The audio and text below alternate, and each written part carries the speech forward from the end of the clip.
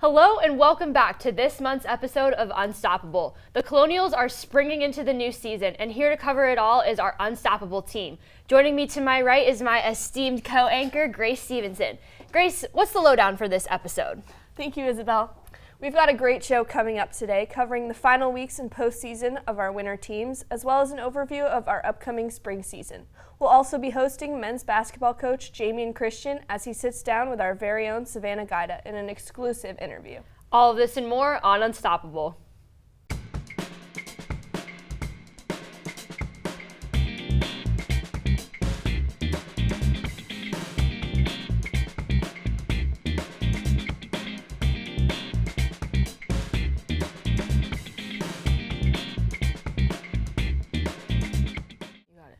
Men's basketball is coming off a 2-game losing streak as they head into the weekend to take on local DMV rival VCU in Richmond on Saturday.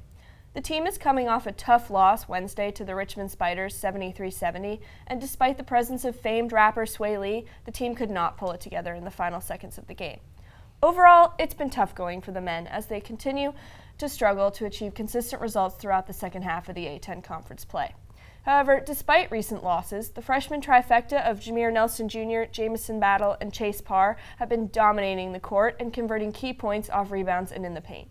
Parr added his second double-double in GW's matchup against URI earlier this month and had a career high of 16 rebounds in last month's quadruple overtime game against Davidson. Nelson Jr. has been key in converting Parr's defensive rebounds into points both from behind the arc and in the paint.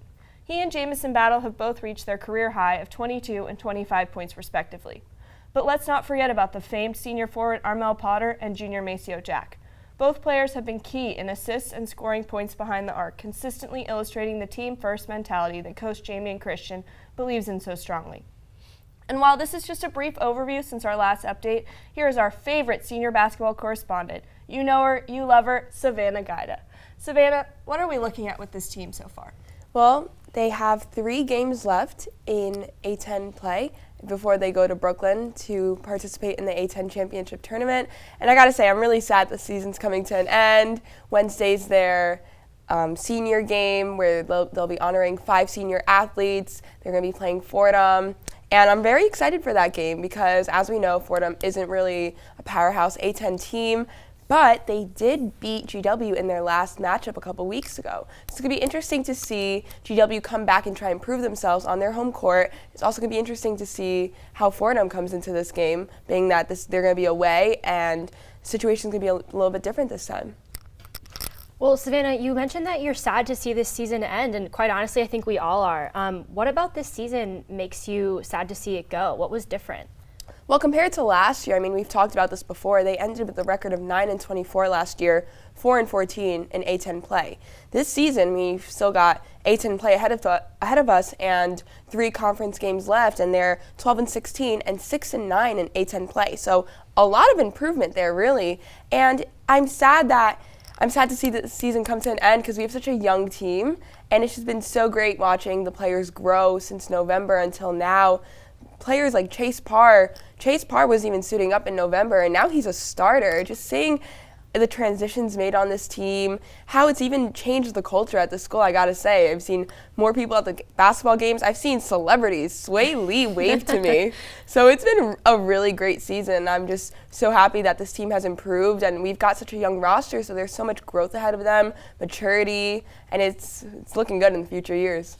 And how do you think that going into post-conference play, with A-10 championships coming up, how is this team looking among the other A-10 competition? Well, one of our top teams, they're ranked number 1 in the A-10 and number 4 in the NCAA is Dayton. That is also GW's last game of the regular season. So that's going to be a tough opponent considering they also have Obi Toppin, who's an NBA prospect at the moment, and that's just a very tough team to face. It's going to be an interesting matchup. Hopefully GW wins, but the A-10 conference is a good conference. They've got strong teams. GW is currently sitting at about the 11th seed or so, the 10th seed. If they stay that way, they have a good shot at making it to the semifinals. I don't know so much about the championship, but definitely the semifinals. And they're really going to have to zero in on the game. The players are going to have a lot of mental toughness because this team does have a lot of size and physical toughness. They just sometimes lack confidence, and that mental aspect of the game isn't always 100% there. They're also going to have to rest because injuries are really what defeated this team this season. Losing starters, losing players like AT. When the team didn't have Armel after his Davidson injury, they lost every single game without him. And as soon as he came back on that court, that senior leader took over, and that team was winning again. So they're really going to have to rest and execute plays perfectly. You can't mess up. I mean, when they played they played Richmond the other day, and in the last couple seconds of the game, they had the chance to tie with a three-pointer. And Armel Potter intentionally missed the free throw so he could rebound the ball and shoot from beyond the arc, but he just so poorly executed that play. It was just the most ridiculous air ball. So they just need to really believe in themselves and really just know the plays. Yeah, well, it's always a pleasure having you out here, Savannah. All right, we really thank you. appreciate it, and we really hope that the team can pull it together going into the A10s. Of course. The GW women's basketball team finished up their regular season with a hard-fought victory against the University of Rhode Island, winning 73-56 in a heated match here in Foggy Bottom. But it hasn't been a smooth-riding victory train for the team since the last time we talked. The women have broken out of a consistent pattern of winning a game, then losing a game, then winning another game and losing another game.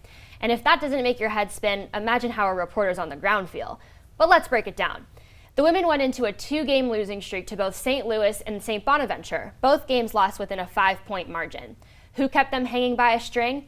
Point guard Sydney Zambroda came out as the lead scorer for both the St. Louis and St. Bonaventure games, scoring a cumulative 26 points in both games. After that, the women fought on to defeat VCU by a 1-point 56-55 lead, but turned around and fell to LaSalle 61-54, which is a disappointing loss following a well-fought victory against VCU. The team dominated against our revolutionary rival, George Mason University, winning 62-57. Grad student Alexandra Mon came out as the lead scorer, totaling 16 points, which would spark a trend for the remainder of the season as she continues to sit as the top scorer for the past 3 games in a row. Mon secured her career best, scoring 27 points against Duquesne, which also put her in 3rd place for the A10 leading scorers. That leaves us with their most recent victory against the University of Rhode Island, beating them for a top A10 seed going into the championship play. Here to break it all down for us is our senior women's basketball correspondent, Shayna Stein. Shayna, what can you tell us about the regular season as we head into the A10s? So far, GW has kind of been in the middle of the pack compared to all the other teams in the A10 conference. And while they do have some standout games, it's very hard for them to keep a consistent winning streak. Like you said earlier, they'll win 1 or 2 games, but then they'll lose the next. So it's just, even though they've had some really great moments, it's hard to see steady improvement with them. So Shayna, it seems like in the past few games they've played and kind of all season, they go through phases within each game where they're really hot and they're scoring a lot, and then they'll go through phases where nothing is going through the basket. So what is the mentality of that team, and how does Coach Rosati turn that around in those times when they're struggling to score and keep points? Well, after being at several press conferences with Rosati and some members of the team, it seems that she wants the players to be in a certain headspace so that, if they're coming into halftime not having done so well either offensively or defensively, she just wants them to kind of forget about their mistakes in the past and really go into the second half with a clear head. She just wants them to, work on what they can improve, whether it's moving the ball around or getting to the basket quicker on defense. She just doesn't want them, worrying about what they had done wrong in the first half. And kind of going along the same vein of Rosati's tactics, you mentioned that she has a different lineup almost every game, and most recently she's been utilizing the same 4 first-year starters. And I had read a statistic that it was since 1990 that a GW women's coach has put in 4 freshman starters for a game. So what is that looking like for this fresh new talent, and what will that look like in the future? Yeah, well, this team is definitely a very young team. The majority of them are freshmen and sophomores. However, it's the freshmen that have really been pulling the strength of the team. You said how she's starting 4 freshmen. She's starting Faith Blethyn, Essence Brown, Tori Hyduke, and Mayo Ataiwo. And although these players are young, they really, really have standout performances, and that's why. And, she's just has a lot of different starting lineups, which, it may be confusing for the team, but, I guess it's been working for them so far. I guess trying to put different players into the game, having, them all have a lot of playing experience. So although it might be an unusual tactic, it is working for them. And one thing I'd like to say that Tori Hyduke, who's a freshman, she has been performing really, really well. She's usually the lead player of the game. She's averaging 9.2 points per game, and she's also shooting 53% from the floor and 57% from beyond the arc. So, despite being young, she's good, so why not start her?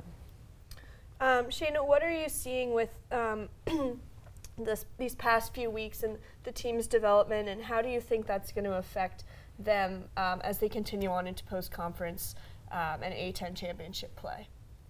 What we've seen in the past couple games is maybe a bit of a more poor performance in the first half, where they come into the second half more strong, and I think that is a good quality to have as a team, to be able to realize your mistakes and go into the second half with a more level head. And, however, although they have been performing well in the second half in some of these games, they still don't have this consistent winning streak. So it's kind of hard to tell what will happen in the future with them, but hopefully they'll be able to, get their act together and move from the middle of the pack up to the top. We'd like to see them win, but at this point, they have been performing averagely compared to other schools in the A-10 conference. Well, Shayna, it's a pleasure having you out here. We really appreciate all your work, and we hope that the women's team can continue on their streak. Thank you. Small but mighty is the theme for the GW women's tennis team, as they have served up an impressive start to their season with a clean sweep win 7-0 against crosstown rival George Mason. While the current record stands at 3-5, they've scheduled several top teams within the first month of competitive play. Even though their team only has 6 members, they've put up impressive performances against top teams including West Virginia and Navy. In a most recent match against Morgan State, number 1 singles player Katarina Marinkovic defeated her opponent 6-2, 6-2. And number 2 singles, Alexandra Vesicalio, defeated her opponent in 2 sets 6-1, 6-1. Both players have had strong performances so far this season, and with 3 new freshmen, this team is developing into a formidable opponent. And here to give us a rundown on all things women's tennis is our senior squash and tennis correspondent, Richie Wright. Richie, what are we looking at with this team? I think we're looking at, like you said, it's a small but mighty team, only 6 players, but they've notched a lot of good wins so far.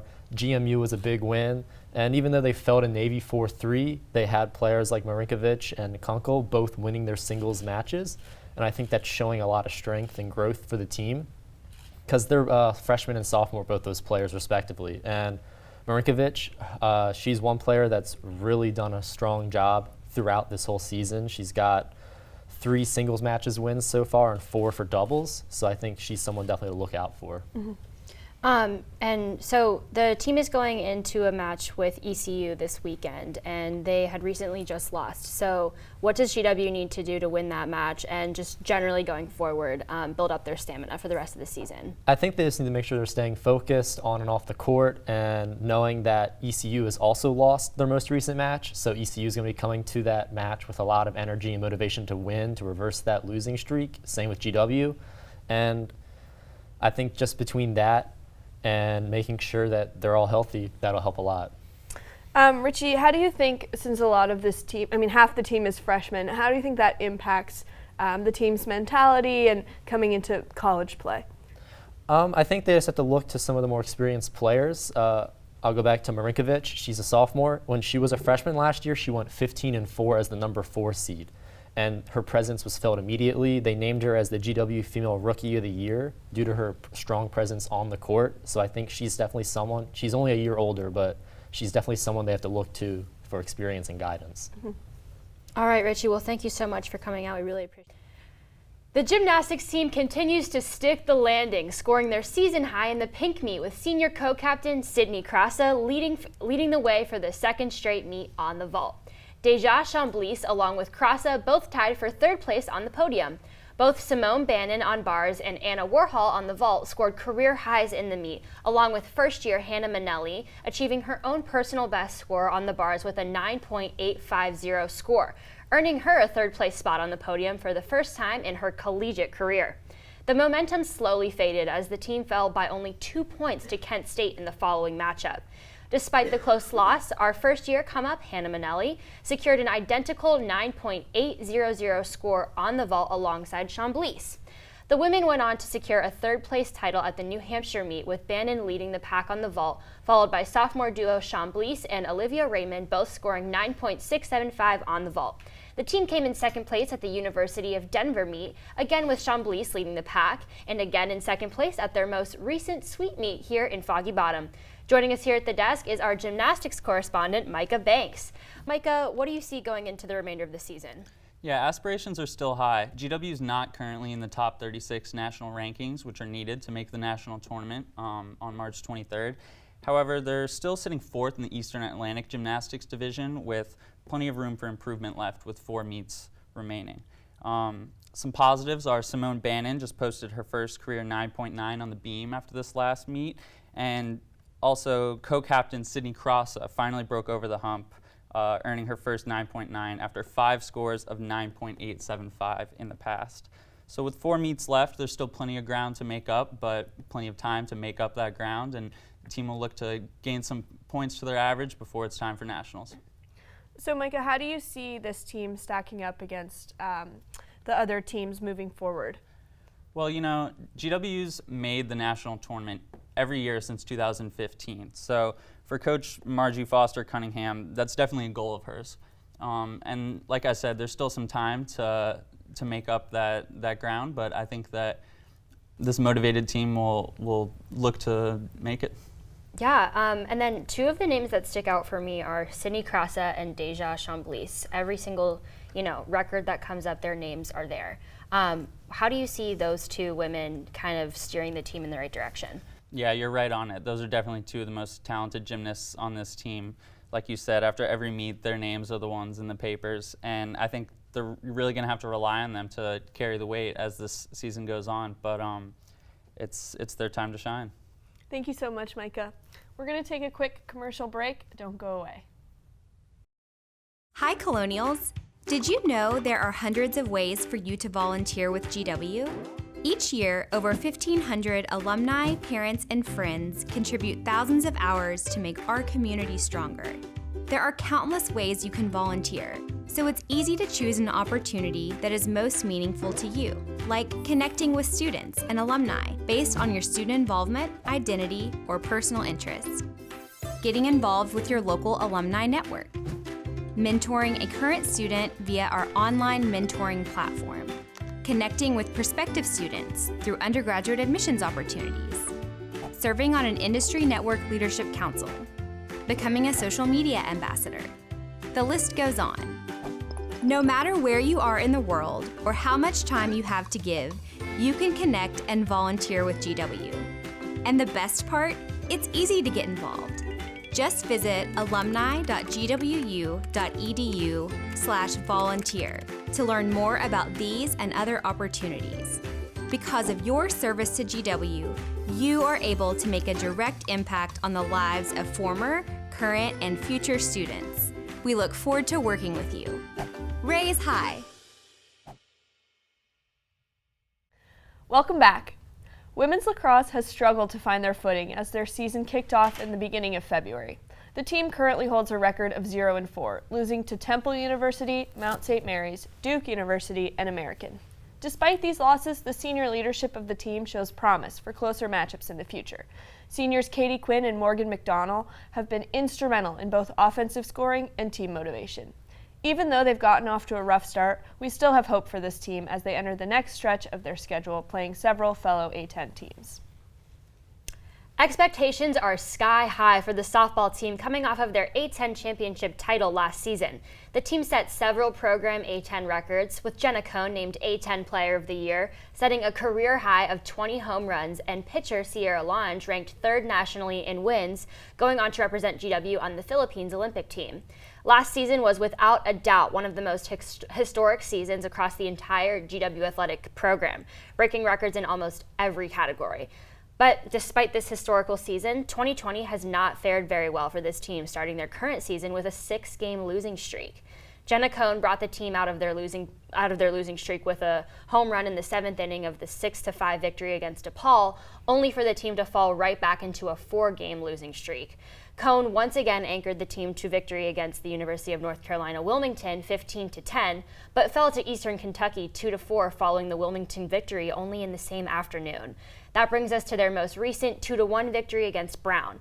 Hopefully the team's record will improve as they head into the Colonial Classic this upcoming weekend here in Washington. We wish them luck. The baseball team has been hitting it out of the park so far this season with an overall record of 6-2. With big wins against Georgetown, Coppin State, UMBC, and Marist, this team is plowing through its competition. Pitchers Justin Colt and Harrison Cohen, strengthened by their infield, have been efficient in getting outs and using their at-bats to quickly gain ground over their opponents. GW's batting lineup is incredibly strong, with 5 of the 11 batters holding a batting average of above 300. While this data is a bit skewed due to the low number of games they've played thus far, it's indicative of the season they could have if they continue to play as well as they are now. The women's water polo team is off to a busy start this 2020 season, going 5-6 so far. The team started their season off with a 3-game losing streak to teams like LaSalle, Villanova, and Salem University, and all within 1 or 2 points of each other. After a 12-6 win against St. Francis Brooklyn, the team lost to LaSalle 4-11, but came off the loss and into a 3-game winning streak. Senior Alana Ponce has been anchoring the team through the water, setting a program record as well as becoming a member of the first-team all-conference team, securing 64 points this season so far. After the 3-game winning streak, the team fell back into the 2-game losing streak, bringing us to their most recent win against St. Francis Brooklyn. We wish them luck as they continue on to fight through this season. Men's track is sprinting right into A10 championships this weekend, wrapping up their indoor season. Last weekend signaled the close of the regular indoor season with meets at both Boston University and Virginia Military Institute, where freshman and A10 Rookie of the Week Miles Grant posted 2 top 20 finishes in both the long jump and the high jump. In addition, Grant's stellar performance, junior Ryan Dorothy placed 18th in the men's mile with a time of 4:29.50. We'll be sure to continue to cover this team as they finish their indoor competition at A10s this weekend and continue on to the outdoor season in March. The GW women's track team started off its 2020 season with 11 top 10 finishes at the Terrapin Invitational and went on to secure 3 program records with Suzanne Danaheim and Wesley Robinson in the 5,000 meter. Danaheim went on to win a first-place slot at the VMI Invitational in the mile event, with juniors Catherine Nohilly and Margaret Coogan coming in second and third place. That brings us to Danaheim shattering yet another record at the Valentine Invite in the 3,000 meter event. The team continues to break records and set the bar high, and we'll be covering them every step of the way. We'll be taking a quick break, but don't go away. Next up, our very own Savannah Guida will be sitting down with men's basketball coach Jamie and Christian. Stay tuned. All right, we'll be ready in about 5 minutes. I'll be ready.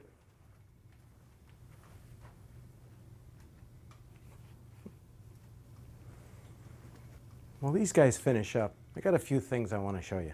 Come with me. Over the summer, we gave a lot of things a new fresh coat of paint and a new look, including the Vern Shuttle Express. Take a look at this. Oh, there you are. I thought I'd lost you. Come on with me. I want to show you the new all-you-can-eat dining option out at the Mount Vernon campus.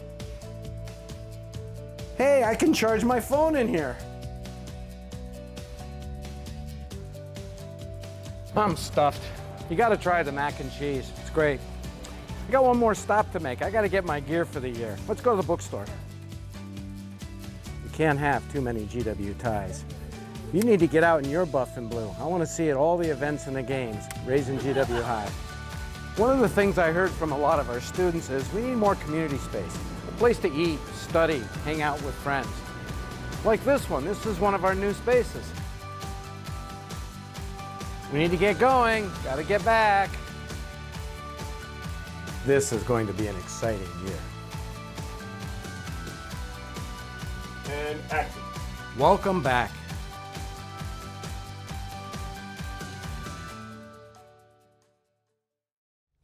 Joining us in the studio tonight is a familiar face on Foggy Bottoms campus, head coach of the GW men's basketball team, Coach Jamian Christian. Coach, with your first season here at GW ending soon, what have been your biggest accomplishments so far from the start of the season until now? You know, I love how connected our team is. That's the biggest thing, and nothing great's ever achieved without great connectivity amongst your group. And we have great connectivity from our upperclassmen to our underclassmen. Our connectivity has just been remarkable all season long. That's the biggest thing I'm most happy about. Watching our guys compete and perform every single day, it's been a pleasure. But their connectivity, I think you can really feel it when you come watch us play and when you see these guys walking around campus. Of course. And on Wednesday, we'll be honoring 5 athletes, 5 seniors who will be leaving after this season. How do you plan to account for those losses next season? Oh, man, I love these guys. These guys have given so much to GW basketball over the years. Many of them have been injured at times and battled their way back. They've tried to give so much to the GW community. They just mean so much for where we're trying to go. And I feel like they've been such an important piece to the first layer of foundation that we've been able to lay. Guys like Leonardo Toro, what he's been able to battle through all season long and the major things he's been able to do. Juice Williams the same way, just a guy in the community that our guys love all the time. Luke Sasser brings all the kind of swagger and energy that you can imagine, and he's just a great team player. Adam Matola, just how unselfish he is on a day-to-day basis. I'm not sure people get a chance to see that, but his just unselfishness and his caring for our team has been so special. And then obviously Armel Potter has had such a tremendous year, an historic year really. When you look at his numbers, what he's been able to do in the A-10, we're going to miss all those guys, not just for what they do on the floor, but what they bring into our locker room. Of course. And now, how are you going to motivate your younger players, and what do you expect from them in terms of leadership? Well, the younger guys have had great examples above them, and that's what's great about when you're trying to build a program that's based on connectivity, is that you see the value in every person in that locker room. And I know our younger guys have really seen this value with how the upperclassmen handle themselves on a day-to-day basis. I know our younger guys are excited about carrying on the torch that these guys are passing down to them. And how did you account for injuries and in putting in players like Chase Barr to kind of sub for AT? Yeah, it's been an interesting year. We've had a lot of different adversities that kind of pop up, and every team does, and you expect some of those things to happen. And as a coach, this is my 8th year going in, you expect injuries to happen, you just don't know when they're going to happen. And so you just try to keep everybody upbeat, keep everybody motivated, having a next man up mentality. We have so much belief in everybody on the roster, and we know there's a pathway to win with everyone on our roster, and we just try to tweak things accordingly. But the biggest thing is when you have great spirit amongst each other and you believe in one another, you have guys that can step in and make great plays for you. And we've seen that time and time again this year. A guy steps into a new role and gives us great energy. And, we just got to continue to have that within our program every single year. Of course. And Coach, I know that you really stress things like accountability and connectivity, but how did other effects such as mindfulness training impact the team's mental toughness this season? Well, mindfulness is everything. Just the effects it has on, being able to diffuse stress and all those things. I mean, these guys are in a competitive environment every single day. They're competing for time in practice, they're competing for plays in practice, and they don't get on the floor and they're going against great opponents. And so, mindfulness has been huge for us. We use a guy named Greg Graber, and just helping a guy be able to learn how to reset himself, how to be present in the moment, the power of the breath is what we always talk about. And I think we've really seen it in these moments. We've played so many close games this year, and we've been right there. We've won a couple, we've lost a couple, but I think our ability to maintain it and then our ability to go out and respond the way we have the next game has everything to do with our ability to be mindful. What do you think the team could have done to win some of those close games? There's been a lot. Yeah, there's been a lot of different things that kind of happen through the course of a game, and every game is sort of like its own movie, and different things happen through the course of that movie that will dictate the outcome. And so, I think our mindfulness kept us in those games. I think our ability to execute down the stretch has to consistently get better. And then sometimes you need some luck. You need some ball to bounce the right way sometimes, and, a call to go your way or the other. And, we've had some games where that's happened. We've had some other games where we haven't. But, I just love our ability to respond. And I think our ability to be connected and our ability to respond has been really spectacular. And I think when you come watch us play, every game is coming down to the last second. And that's a huge compliment to our team that you got to play us for 40 minutes. And that's going to allow us to win some games here at the end of the year. I really believe that. Now, Coach, seeing how this regular season has ended and how A-10 play has gone, what are you doing to prepare for the A-10 tournament, and how do you expect that the team will play in Brooklyn? Well, we build everything about the tournament. You know, when you're in college basketball, it's all about March basketball, and it's all about playing really well over a 4 or 5 day span. So everything we build into our program, from how we call our plays to how we do our defense, is built for tournament play, and that's what's exciting. We got a little glimpse of that when we were down in the Bahamas. You know, those 3 games in 3 days, the way our team was able to respond and react those last 2 days. That's pretty typical of how our teams have performed in the month of March.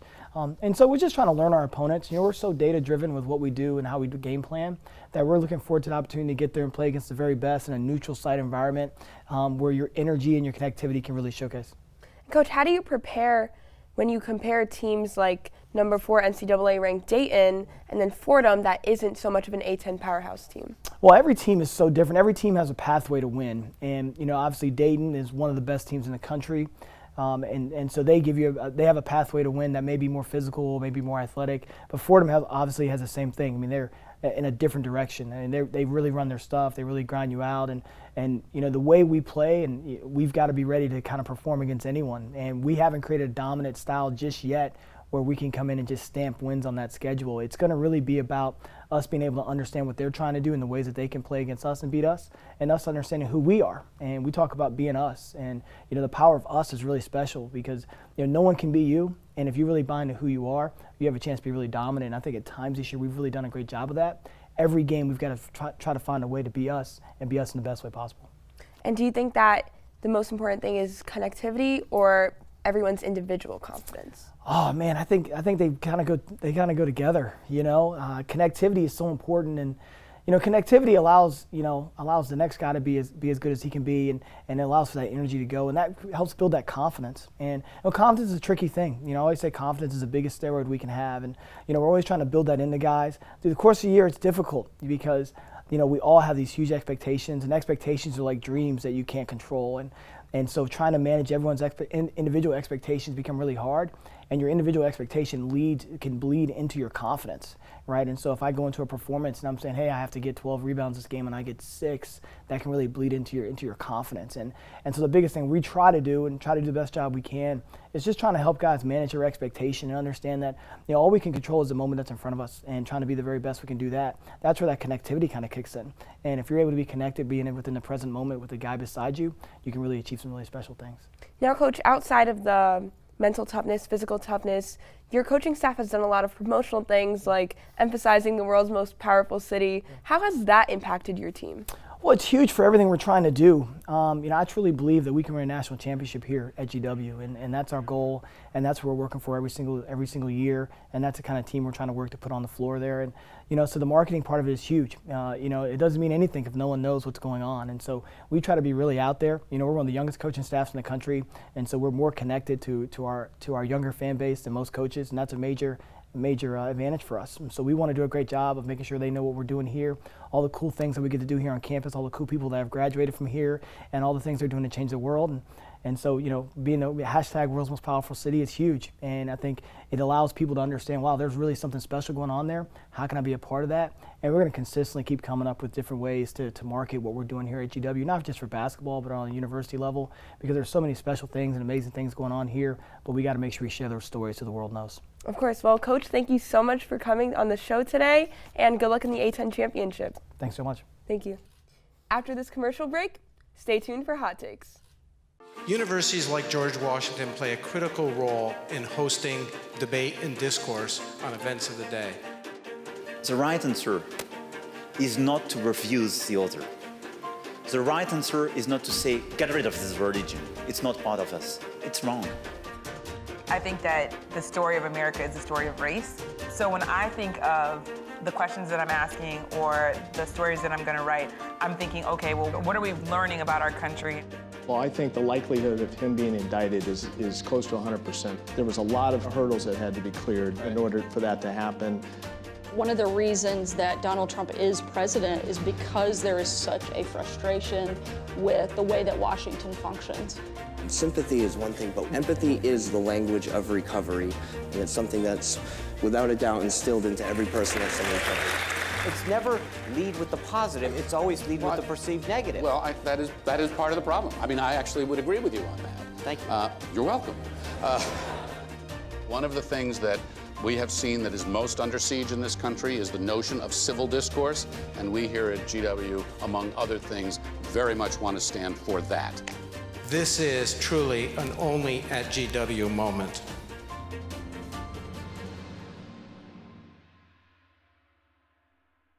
Hey Unstoppable fans, it's time for Hot Takes. I'm your host, Savannah Gaida.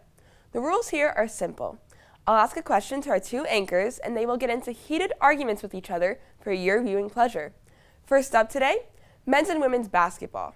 With both teams closing the regular season the next few days, what were your favorite reporting experiences at either a men's or women's basketball game this season? Isabel, let's kick it off with you. Yeah, honestly, just to, in general, this season has been by far one of the best seasons GW has had. Maybe not, statistically, but definitely on the side of morale. The energy inside the Smith Center for almost every game has been amazing. So it's really just been awesome to see that sort of transition into, a deeper morale at games, and it's just been really fun to see that. My favorite memory from this season was being able to interview Yuta Watanabe with Savannah, which was really cool to see a former GW basketball player who now plays in the NBA, being able to talk to him about his experience at GW and transitioning into the NBA on a professional level was really cool, and that I will always remember. I would have to agree with Isabel about that too, because I think that this team has just been really incredible for my freshman year, at least, coming into GW and seeing that development and kind of hearing about last semester and seeing that, hearing there wasn't a ton of morale and coming in and really being able to go to games and see that change and feel the energy in the Smith Center. I think some of my favorite memories have just been doing games with both of you. It's been really fun. Also going to the game and seeing Sway Lee was pretty cool. But yeah, I think that just every game is a new game and new experience, which has been really cool. Yeah, it's been a great season. Isabel, I'm going to have to give this one to you just because that is also my favorite memory this season, our little impromptu interview. We ran onto that court. Yes. It was a very fun experience. Yes, definitely. We were there first. Relentless journalism, always. That was definitely my favorite moment. And it's just been an incredible season. I love doing the men's and women's games. I've done more men's than women's games. But even the women's games are fun, sitting courtside. It's always a good experience. Next up, a question students at GW have been debating for years. Can GW be considered a sports school? A school notorious for its winning sports and intense student fan base. Let's hear from our very own student athlete, Grace Stevenson. Well, Sven, I think this is a great question because I think when a lot of people think about a sports school, they think of football, they think of basketball, baseball perhaps, but there's so much more, and at GW especially, there's so many great teams that are kind of flying under the radar a bit. And so I absolutely think that GW can be considered a sports school. It doesn't necessarily mean that just because you don't go to basketball games or you maybe like to go to a different sport, that's still absolutely a sports school. Yeah, I totally agree with you, Grace. A lot of my friends go to consider like a sports school, like you said, by definition, big football schools. And, especially being here on Unstoppable, we do such a meticulous job of making sure we get every stat right and every, fact about every athlete correct. And I think that in and of itself is sort of, in a way, becoming a sports, contributing to that culture of a sports school, and really just giving credit to those athletes that do take the time and the energy to put in to be an athlete. And so, yeah, I agree with Grace. Like, you don't need to have a football team to be considered a sports school. And I think that the effort that the student athletes put in here at GW does indeed make this a sports school.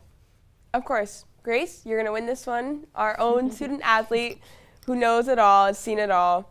I agree, though. We do so much. We cover so much sports. We really do a great job at it, and we have a lot of great athletes, a lot of talent, and of course the heart and soul of Georgia's Army, George Glass, with the hot dog suit and shark hat at every single basketball game. I would consider us a sports school. For our last question, which winter sports team do you believe does not receive enough fan recognition for their talents? Isabel, finish it off for us. Well, so this isn't a winter sport. This is a spring sport. But I'm going to go with the softball team, just because we've talked about them on the show today, and they did an amazing job last season. By far one of the best seasons that GW's entire athletic program has seen, and they won the A10 championships, and that's something that the GW community, I don't necessarily think, rallied behind. Not just the sports community, but the entire GW community really was not even aware of that.